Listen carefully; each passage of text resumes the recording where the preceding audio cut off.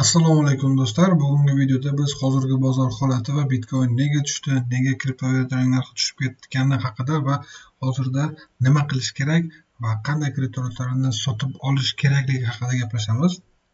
Birinchi o'rinda do'stlar, mana Bitcoinning grafikini ochib oldim. Qisqacha tushuntiraman do'stlar, bu videoni juda uzoq qilib yuborish niyatim yo'q. Hammaga tushunarli va qisqacha bo'lishi uchun sodda tilda hammasini qisqacha qilib tushuntirib ketaman. Bitcoinni tushishini sababi do'stlar, mana shuncha o'sgandan keyin mana 20 mingdan 100 hisoblagacha o'sib ko'ramiz. 126 minggacha o'sdi. По-любому bitta korreksiya bo'lishi kerak edi. Bu har mana bu yerda ko'rayotgan bo'lsangiz, har примерно 3-4 yillarda bo'ladi. Oxirgisi 2021-yilda bo'lgandi. Mana oradan 4 yil o'tib, o'zi mana 26-yilda xuddi shunaqa grafik bo'ldi. Mana 2021-yil o'sib, 2022-yil tushgan, 25-yil o'sib, 26-yil tushyapti. Bu по-любому bo'lish kerak bo'lgan narsa edi. Men o'zi mana kuzatib kelayotganlar Telegramimda oldin ham aytganman, Bitcoinni tushishini kutyapman. Men Bitcoinimni sotib yubordim deb aytgan edim. Juda ko'pchilik biladi, oldindan kuzatayotganlar. Даже bitcoinlarimni sotayotgan paytim ko'rsatib, men shuni примерно 110 ming, 115 mingda sotaman va BMW olaman degan edim. Va aytganimdek bitcoinimni 115 mingligida sotdim, 119 mingligacha pastakani va BMW oldim. Faqatgina bitcoinimning pulidan spot va portfelimni ham sotdim. Endi qachon sotib olasiz degan savollar bo'ldi ba'zida. Qachon sotib olishimni именно shu videoda aytaman. Mana bu yerda ham ko'rishingiz mumkin. O'sish, tushish. Po-любому bo'ladi. Korreksiyasiz bozor o'smaydi. Xullas tushuntiraman. Men Bitcoinni to'g'risi 60 minggacha tushishini kutgandim va nega kutgandim? Mana bu yerda birinchi support bor 60 mingda, to есть 60 ming, 160 mingda. 60 mingdan tushdimi, o'sha Bitcoinni sotish kerak, yana dalcha tushadi. Ikkinchi support 49 mingligida mana bu yerda bor. Agar 60 mingdan tushib, yana 49 mingga borsa, 49 mingdan qaytadi. 49 mingdan agar 49 mingdan tushib ketsa, o'sha bo'ldi. Примерно keyingi stop o'sha 24 minggacha, lekin bu o'sha juda nereal. 49 mingligida sotib olishni boshlamoqchi edim. Bu birinchi planim. Bu ikkinchi planim. Birinchisi esa 60 mingligida. 61 mingligida do'stlar, men sotib olishni boshladim Bitcoinni. Bu haqida ham Instagramda aytgan edim, o'zimning Instagram sahifamda. Va lekin po-любому kutgandim. Hozir ham 61 mingligida sotib oldim, lekin depozitimning hamma qismiga emas, depozitimning qolgan qismiga men altcoinlar sotib olyapman. Ularning haqida ham aytaman. Mana shunday ish qilib, birinchi support 61 mingligida edi, ikkinchisi 49 mingligida. Agar bu narxlardan tushganda darcha tushib ketar edi. To есть men 61 mingligida sotib olib boshladim. Xuddi shunaqa. Hozir ham ssenariyim shunaqa.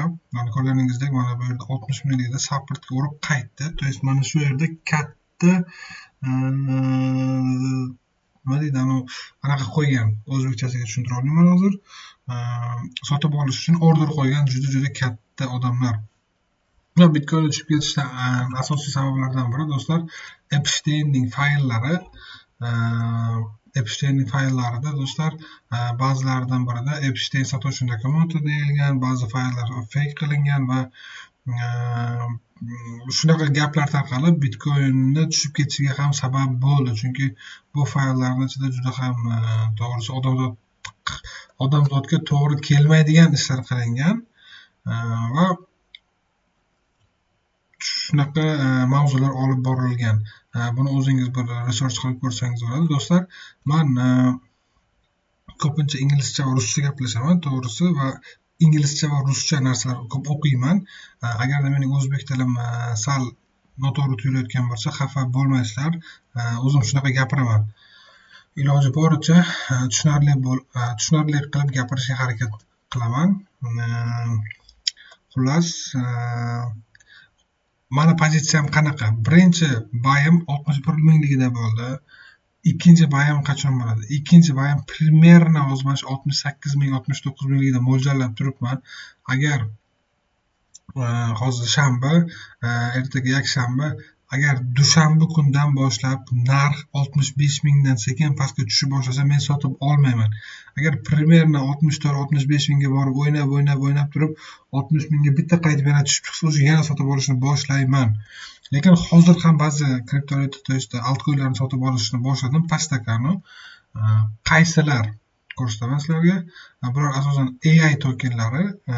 AI da men TAO, NIR, ICP va FET tokenlarini sekin-sekin sotib olishni boshlayman va Inch. Nega bu tokenlar? Do'stlar, AI ni sun'iy intellektni juda ham yaxshi bilasizlar. Bu o'zi bizning kelajagimizga kelib bo'ldi va hech qayoqqa ketmaydi. Qachonki umuman internet, elektritsikasi o'chirsa, o'zi keyin ketadi.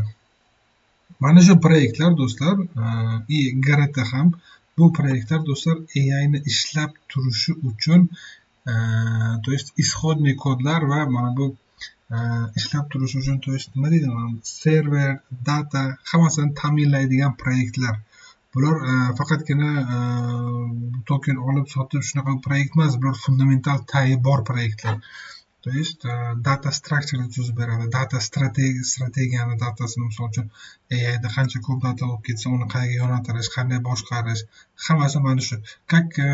Misol uchun fond bozorida Nvidia aksiyasini bilasizlar, Nvidia qanaqa kerakli narsa AI ishlash uchun, bu data tarafidan kerakli proyektlar. To есть mana shu uchtasi, mana bu uchtasi bular fundamental kuchli proyekt. Prosta hali juda ko'pchilik buni tushunib yetgani yo'q, faqatgina shu sohaning ichida yurganlar tushunyapti va bular, to есть AI hali proyektlar yana chiqib ko'payib borishi bilan bu tokenlarning narxlari yana ham o'sib boradi va o'zi itak bularni token narxlari chiqqandan beri juda ham katta o'sgan, lekin oxirgi payt katta tushdi, to'g'risi, chunki bozorning o'zi tushdi. Hozir misol uchun prosta TAOni, to есть TAOni anonsini ko'ramiz. Hozirgi narxi $168. Bu chiqqan payti hozir men bu yerda $43 ko'rsatyapti, lekin $43 emas do'stlar. Men imенно men o'zim boshida sotib olgan paytim примерно $8 sotib olganman. Lekin CoinMarketCap'ga hozir $43, примерно $43 ga chiqib tushib shunaqa chiqqan. CoinMarket har doim ham proyekt boshlagandan ko'rsatmaydi narxlarni. O'zini platformasida tasdiqlangandan keyin narxlarni ko'rsata boshlaydi. Birinchi narx Bitter TAOni, misol uchun Bittenserni TAOni o'zini saytida, o'zini blockchainida sotiladi. To есть bu platformada emas, birjalarda va boshqa platformalarda. O'zining veb-saytida asosan. White paperni ham o'zingiz qiziqsangiz kirib o'qib ko'rishingiz mumkin. Bu white paper o'zi nima? White paper proyektning plani. White paper deb aytiladi. Proyektning rejasi. Kriptoda white paper bu plan, reja degani. Xullas, примерно hozirgi meni o'zimda pozitsiyam shunaqa. Men aytdim, Bitcoinni imенно qachon sotib olishim va qolgan narsalarni va imенно hozir ham kichkina qilib sotib olyapman. Meni pozitsiyalarim bor o'zi. 67 mingligida ham, 62 ming, 66 ming, 65 mingligida ham sotib olishni boshlaganman o'zi. Lekin aytganimdek, men katta sotib olishni qachon qilaman? Mana bu yerdan sekin agar 68 dan borib 65 ga tushib o'ynab tursa, sekin yana o'sishni boshlaydi. Agar 65 dan yana 65 dan tushishni boshlasa sotib olmayman. 60 ga tushadi, 60 ga tushib o'ynaydi, 60 dan yana tushib ketsa, примерно 58, 59, 57 ga tushsa, o'zi sotib olmayman. Agar 60 da o'ynab o'sishni boshlasa sotib ola boshlayman, chunki по-любому mana yana 70 gacha chiqib, 70 dan oyog'i yana chiqishni boshlaydi. Chunki hozir mana bu yerda ham ko'pchilik o'zi sell order qo'ygan katta korporatsiyalar foyda olish uchun. Shuning uchun agar mana shu hozir mana shu liniyani ursa, o'zi tepaga o'sib boradi. Mana bu yerda ham ko'rishingiz mumkin. Xuddi misol uchun 2024-yilda ham mana shu 60-70 ming atrofidagi zona qattiq zona bo'lgan. То есть urib chiqishi qiyin bo'lgan. Mana bir marta harakat qilgan chiqa olmagan, ikkinchi marta harakat qilgan chiqa olmagan, uchinchi marta ham chiqa olmagan, to'rtinchi marta ham chiqa olmagan. O'zi sekin pastga tushishni boshlab, keyin mana 2024 oxirida o'sishni boshlab 2025da o'zi rekordni urdi. 2024-ni mana misol uchun oxirida ham bitta qiynalganda keyingisidan o'zi boshlanib ketgan. То есть Tramp o'tirgandan keyin men Bitcoinni o'qilaman, bu qilaman deb yangiliklar chiqqandan keyin. Xullas do'stlar, mana prognozimni ko'rdingiz, shunga qarab o'zingiz ish qiling.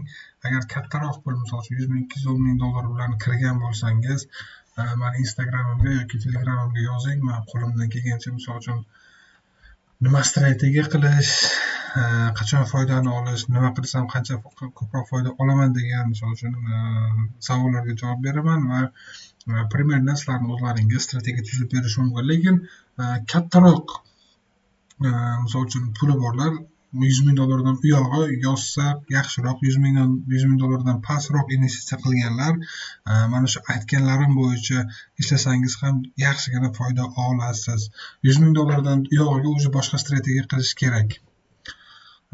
Hammaga xayr do'stlar, bozorda sizlarga omad tilayman va video foydali bo'ldi